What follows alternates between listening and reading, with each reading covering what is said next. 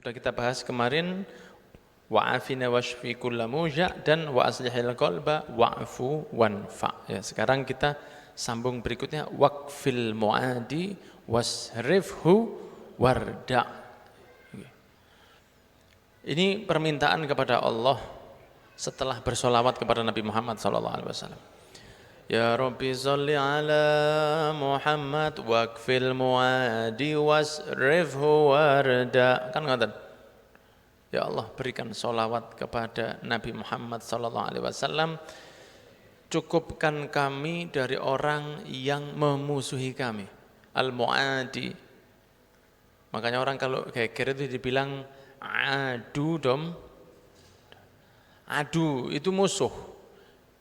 Alam ahad ya bani Adam alla ta'budu syaiton innahu lakum aduwwum mubin. Musuh yang nyata. Allah sudah mengambil sumpah kepada manusia, ya bani Adam, wahai anaknya Nabi Adam, manusia. Ya. Anaknya Nabi Adam, manusia. Yaitu alla ta'budu syaiton, jangan nyembah setan, jangan ngikuti setan.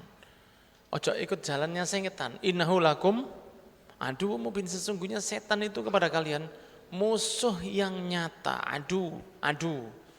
Nah ini dikatakan waqfil mu'ad, dicukupkan kepada kami orang yang memusuhi kami.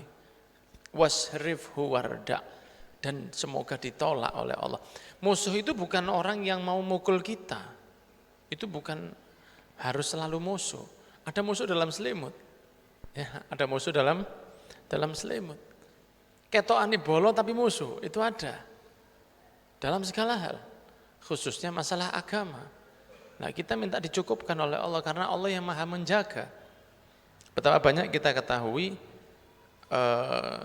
satu orang yang mendapatkan ancaman dan satu gangguan dari orang lain selamat dari berkah dari pertolongan Gusti Allah. Itu sudah tidak terhitung banyaknya. Tidak terhitung banyaknya. Kita minta kepada Allah yang maha bisa membentengi. Contoh yang paling jelas adalah Nabi Muhammad SAW. Didatangkan kurang lebih 100 pemuda kekar untuk membunuh Rasul SAW. Tidak mampu menyentuh Rasul, ditidurkan oleh Allah Subhanahu wa taala. Rasul berangkat hijrah. Tidak perlu dibunuh oleh Allah, wala dihancurkan tubuhnya, ditidurkan saja. Rasulullah keluar, diambil tanah, ditaruh di kepala-kepala mereka. Jadi mereka bangun di pagi hari, kepalanya sudah ada tanahnya.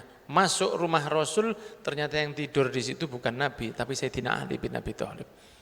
Ditidurkan saja sama Allah, wassalam. Mereka mengejar Rasulullah SAW ke Gua Thur di Mekah, sekitar 5 kilo dari rumahnya Rasul. Naik ke gunung yang sangat tinggi, climbing. Tahu climbing enggak?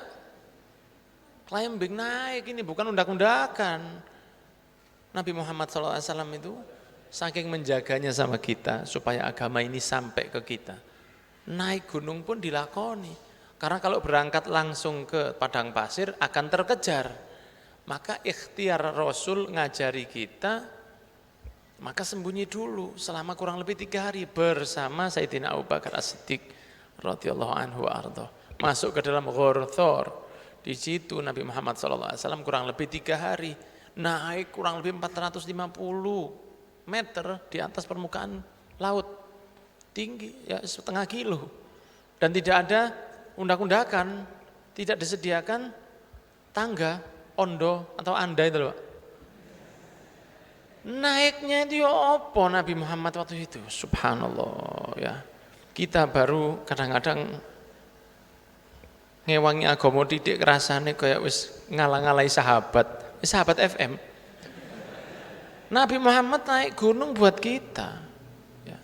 Jazallahu anna sayyidina Muhammadan sallallahu alaihi wasallam khaira. Jazallahu anna sayyidina Muhammadan sallallahu alaihi wasallam ma wa. Semoga Allah yang balas karena kita tidak bisa membalas sama Rasul. Dunia akhirat tidak bisa membalas kepada Nabi Muhammad sallallahu alaihi wasallam. Rasul pun naik. Ketika di Gua Thur, musuh-musuhnya Rasul, orang-orang kafir naik ke atas. Apa yang membuat mereka urung mengintip ke Gua Thur? Bukan pagar dari baja, bukan bunker. Hanya 2. rumah laba-laba dan burung merpati atau manuk dara. Burung doro yang lagi mengendok di situ. Ada doro ngendok, ada laba-laba. Mereka lihat itu, oh Nabi tidak ada di sini. Dijaga sama Allah. Ya apa kalau Allah sudah menjaga? Turun mereka. Tidak dikasih yang macam-macam. Nah ini kita minta kepada yang punya langit dan bumi. Waqfil mu'adi, ya Allah cukupkan orang yang mau mengganggu kita. Ganggu akhlak rumah kita. Ganggu akhlak anak-anak kita. Ganggu kepribadian keseharian kita di dalam rumah, itu juga pengganggu. Korea itu, ini muadi, ini pengganggu ini. Iya, mentalnya orang akhirnya cinta sama mereka. Padahal mereka tidak cinta sama yang Indonesia. Orang di Indonesia cintanya luar biasa sama orang Korea. Penyanyi-penyanyi Korea itu luar biasa, padahal bengesan, lanang bengesan. Kok seneng gitu loh. Loh ini muadi, ini musuh ini. Ini musuh. Dia tidak mukul kita tapi mukul iman, Pak. Mereka tidak bertuhan. Mereka tidak bertuhan. Dan orang cintanya luar biasa. Ini musuh. Bukan musuh itu bonek sama Arema, itu kan fisik. Tapi ini musuh yang benar karena ngerusak iman.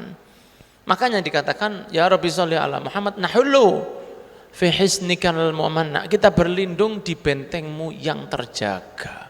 Karena kalau benteng penjagaannya Allah, iman dijaga Allah, apapun yang terjadi insya Allah akan dibawa selamat.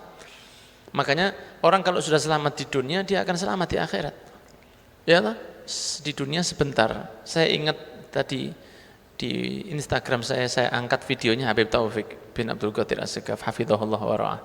Apa beliau mengatakan, orang hidup di dunia ini seperti orang main monopoli. Ya, orang seperti main monopoli. Jadi kan pernah main monopoli kan? Kalau Anda tidak pernah main monopoli, istighfar, Pak. Waktu kecil dulu pernah main enggak? Ada uangnya, ada rumahnya, ada stasiun, ada hotel, ada kesempatan dan dana umum. Ada penjaranya juga. Itu kehidupan kecil itu. Dari permainan itu seneng loh Pak, seneng main itu dulu tapi kalau ada yang di internet di game juga ada itu monopoli itu, tidak saya sebut namanya sudah. Orang kalau main itu seneng seperti dapat uang, padahal gak ono uangnya itu. Kalau Anda buat beli apa bisa? Kayak itu kucilok kayak apa bisa? Tidak bisa, tapi seneng. Tapi nanti kalau sudah gede, jangan mengatakan ini tidak bisa dipakai ini. Dulu saya senang karena itu bagi saya adalah satu yang menyenangkan. Tapi ternyata setelah saya besar, tidak ada manfaatnya itu main monopoli.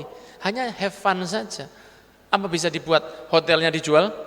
Tidak bisa. Stasiun, apa caranya total stasiun? Sepure gak ono. Begitu pula orang hidup di dunia. Kita ngumpulkan rumah, kendaraan, kehidupan. Ya, ini yang disampaikan Habib Taufik, saya cuma menyampaikan saja, copy paste. Tapi nanti kalau sudah meninggal, seperti orang baru sadar bahwa semua itu tidak bisa dipakai, kecuali amal ibadah itu yang bisa dipakai. Ya, makanya kita tuh nahulu fi hisnikal mu'manna, dan kita berdoa, ya Rabbi sholli ala Muhammad, Rabbi ridha anna ridhakal arfa, ya Allah berikan kami ridhamu yang paling tinggi. Karena orang kalau sudah masuk surga itu merasakan nikmat jika sudah mendengar kata-kata dari Allah, wahai hambaku, saya sudah ridho kepada kalian semua. Orang-orang di surga itu kan senang, Allahumma ja'alna minhum, semoga min ahlil jannah kita bighairi hisab. Ya, hidup di dunia enak, panjang umur ala taati rasulih, ala ahsanil hal. Kalau meninggal husnul khotimah ala ahsanil hal. Dikubur enak, raudhatun min riyadil jannah, dibangkitkan di belakangnya Rasul, mendapatkan naungan yauma la dzilla illa dzilluh, tidak dihisab, nyebrang di seberangno Kanjeng Nabi, mlebu surga firdaus paling dhuwur bi ghairi hisab. Amin ya rabbal. Kan boleh minta seperti itu, boleh minta. Mas pun tidak pantas. Ilahi lastulil firdausi ahlan wala aqwa ala naril jahimi fahabli taubatan waghfir dzunubi fa innaka ghafirud dzanbil. Azimi tidak pantas, tapi jaluk kan gak apa-apa. Kau niku potonganmu, memang tidak pantas. Orang kalau merasa pantas masuk surga, dia tidak akan masuk. Orang masuk surga itu orang yang merasa tidak pantas ke sana tapi berharap, aku ini surga, Pak. Loh, ini bahayanya. Bahaya. Kita minta kepada Allah. Orang masuk surga itu nikmatnya luar biasa. Allah masih mengatakan, mau enggak kalian saya tambahin nikmat? Hamba-hamba tadi mengatakan, Allah masih ada nikmat di atas nikmat surga ini. Ada apa? Sekarang saya ridho kepada kalian semua. Itu mengalahkan semua nikmat yang ada di surga. Allah sudah ridho ke hambanya. Ya Rabbi sholli ala Muhammad. Lanjutannya, waja'alana fil jinani majma'. Ya Allah, jadikan kami ini, ya Habib Umar ini mengatakan seperti ini, ya kita berharap bersama Habib Umar nanti. Juga bersama Rasulullah dan para aslafun sholihun, para nabi-nabi. Kita ingin salaman kepada Nabi Muhammad SAW. Ya semoga diizinkan oleh Allah. Salaman ke kakek beliau Nabi Ibrahim. Salaman ke nabi-nabi yang lain. Semoga diberi kemudahan untuk itu. Waja'alna fil jinani majma'. Ya Allah, jadikan kami kumpul di dalam surga-Mu. Majma', kumpul. Tidak hanya di dunia kumpul, di surga juga kumpul. Dan ini yang istimewa. Ya Rabbi sholli ala Muhammad. Rafiq bina khaira khalqika jma'. Ya Allah, sholawat kepada Nabi. Rafiq bina. Dekatkan kami. Jadikan kami dekat kepada siapa?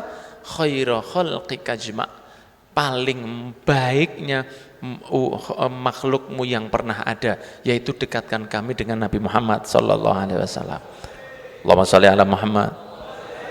Minta surga, minta ridho, minta jauh dari godaan, minta jauh dari musuh, minta dekat ke Nabi Muhammad sallallahu alaihi wasallam.